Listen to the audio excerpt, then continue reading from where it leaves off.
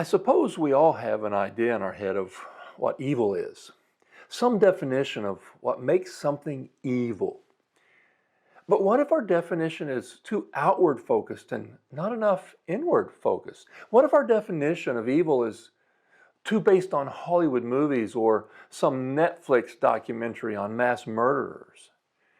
What if our view of evil is such that we see it as something that those other people do, that way those other people are, those terrible, evil people? What if our definition of evil was such that it called upon us to take a serious look at ourselves instead of pointing the finger at others? I won't bore you with all the details, but that is exactly what happened to me. An experience that caused me to think about evil in such a way that I had to deal with the reality that there might be some of that evil in me. Is a serial killer evil? Absolutely. Is sex trafficking evil? Without a doubt. Is child molestation evil? Of course it is.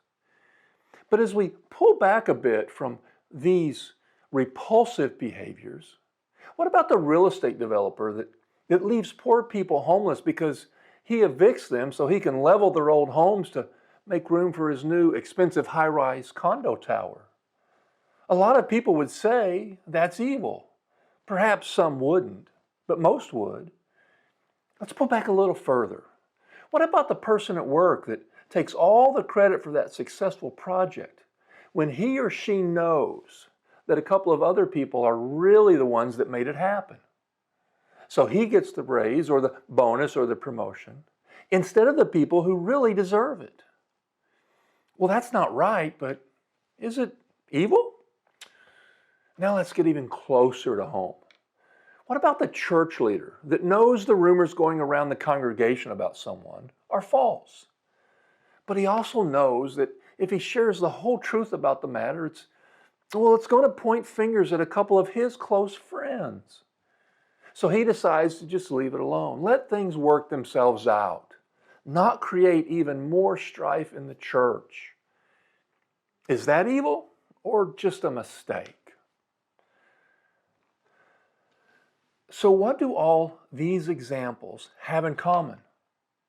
The one thing they all have in common is the willingness to do harm or let harm happen to others for personal comfort or benefit.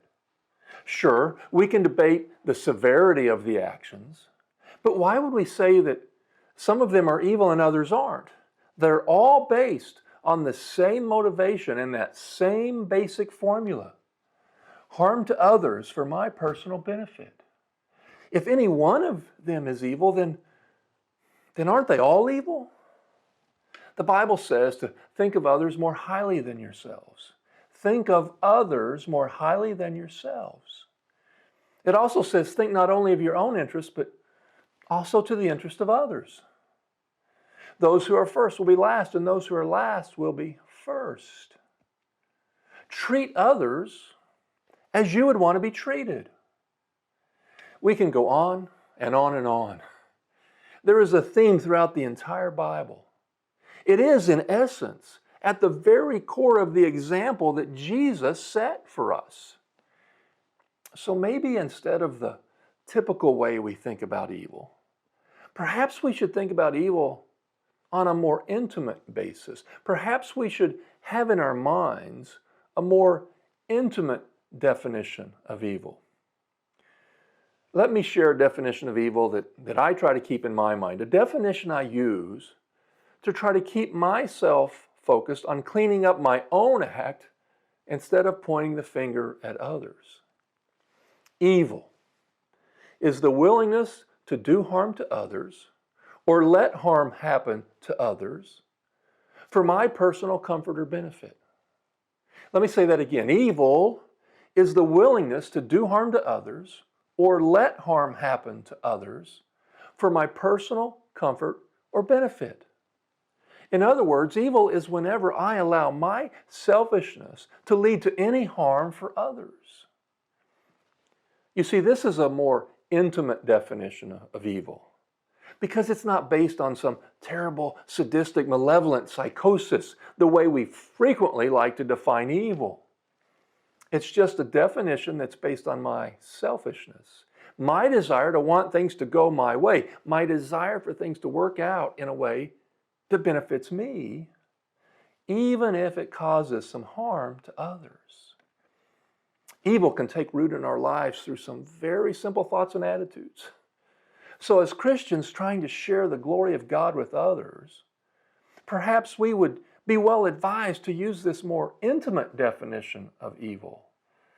It's helping me to think in this more personal, intimate way, and perhaps it can help you too.